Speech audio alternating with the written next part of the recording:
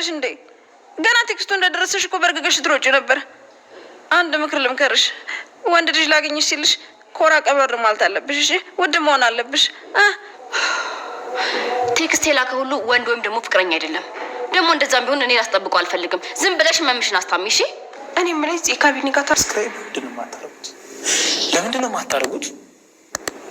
አሁን ማርኩ በጣም ይገርም።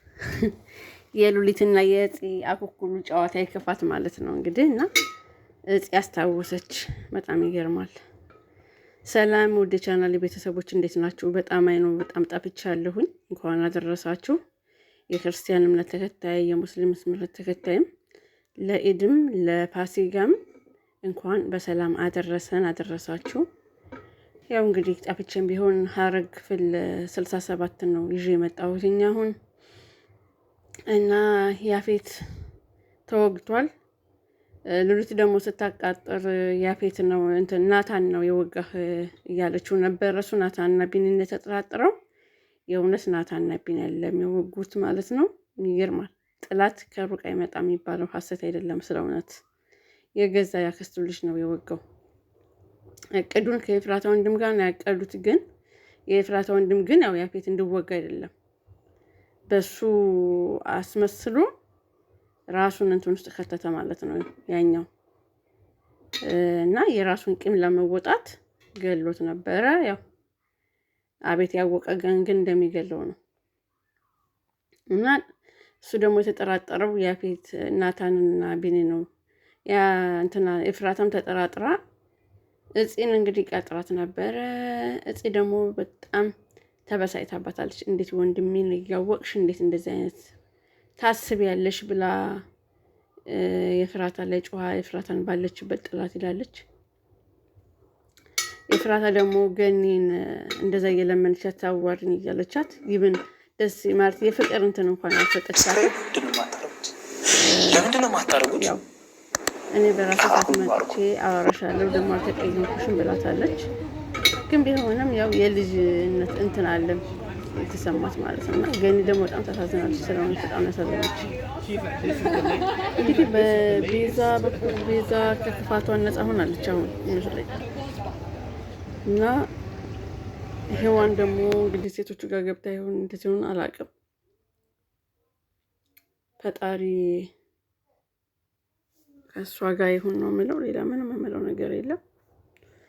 በጣም ያሳዝናል ስለ እውነት። ሌላው እጽና የነኪራና ነጽ ናቸው። እነሱ ደግሞ መልሰው ተፋቅረዋል። እንግዲህ የእነሱ ነገር ቃቃ ጨዋታ ነው። በእርግጥ መጨረሻቸው ደግሞ ምን እንደሚሆን አላውቅም። የናሆምና የምሩ ፍቅር ደስ ይላል እላቸዋለሁ። ሌላው ኖላዊ እንግዲህ ለሃና አባትየው እኔ የወለድኩሽ አባትሽ ሳልሆን አክሱም ተሳላሚ ሰዎችን ጭኝ በሄድኩ ሰዓት ያገኘሁሽ በረከቴ ነሽ ብሏታል። የማታስታውስበት ምክንያት ለካስ ያኔ ወድቃ ሲያገኛት ጭንቅላቷን ተመታ ነበረ። ያ በዛ ሰዓት ትውስተዋ ሂዷል ማለት ነው። እና ከቤተሰቦቿ ጋር ድጋ ቢሆን ኑሮ ያው የበፊት የህፃንነቷ ሲደረግላት የነበረ አንዳንድ ነገር በሚደረግላት ሰዓት ትውስተዋ ይመለስ ነበረ። ነገር ግን ትውስተዋ አላላትም። ምንድነው ይሄ? ቤተሰቦቿ ስላላሳደጓት ትውስተዋ አላለም። እንግዲህ ሰላም እናቷ በሌለችበት ሰዓት ፍቅር ሆና ቆይታለች። እናቷ ፍቅር ስላልሰጠቻት ነው የከፋችው። አሁን ደግሞ እናቲቱ በወንድሟ አማካኝነት ልጅ ይቅርበኝ ብላት ተመልሳት ተስማምተዋል። ሰላም ጥሩ ልጅ እየሆነች ነው። እንግዲህ መጨረሻውን ያሳምርላቸው እና ሀና ስለ እናት ስለምሽ እስኪ ንገሪ ስትላት ሀና ደግሞ እናቴ በልጅነቴ ነው የሞተችው የእናት ፍቅር አላቅም ብላታለች። ካልወጣን እያለቻት ነው። ለምን እንደሆነ ካልወጣን ያለቻት አይደለም አላቅም። ክፋት አስባ ይሁን እንዴት እንደሆነ አላቅም። ለምን እንዳለቻት አላቅም። ብቻ ፈጣሪ ወቀው እና ልታሳያት የልጅ ፎቶ ብላ ልታሳያት ስትል ሰላም መጣችባቸው። እናቲቱ ብታሳያት ኑሮ ልጅቷ ፎቶውን ስላየችው ልታስታውስ ትችላለች። ግን ያው ብታቅ እናቲቱ አሁን ላይ ሀና እናቷ መሆኗን ብታቅ ኑሮ በጊዜ አባትየውንም ማሳከሚያ ብር ሰጣትና ሰውየውንም ታሳክሞ ነበረ ብዬ አስባለሁኝ። ሌላው ደግሞ ጆሮ ከሀና ፍቅር ይዞታል። ሀና ደግሞ አባቴ ጋ ነው የሆነ ሀና ላይ ደግሞ አንድ የሚያስጠላኝ ነገር ምንድነው አባቴ እኔ ብቻ ነው ትላለች። አባትሽ አንቺ ብቻ ከሆነ ተዳሳከመሽ አድኛዋት አለ። አሁን ምናሴ ያለው ነገር ትክክል ነው። ምክንያቱም እኔ ልዝናናበት የሚሄደውን አባትሽን አሳክሚበት ነው ያለው። ሌላ ምንም ያላት ነገር የለም። ሀና እዚህ ጋር ተሳስታለች። ሁሉ ጊዜ እንደዚህ ከሆነ አባቴ ምናምን የምትይው ነገር ማለት ነው። አባትሽማ ያንቺ ነው። ነገ ጥለሽ እንዳትሄጂ ግን ያስፈራል። ያስታውሽ ቀን ያስፈራል። ይሄ ሰውዬ መከራውን አይቶ እዚህ ያድርሶ ማለት ነው።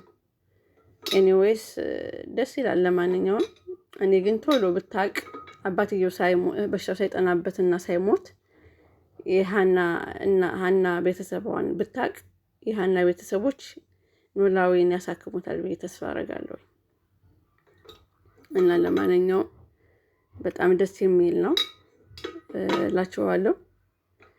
መጨረሻውን ያሳምረው እና አሮን ደግሞ በገንዘቡ እንትን ሌላ ታስቦ ነበር።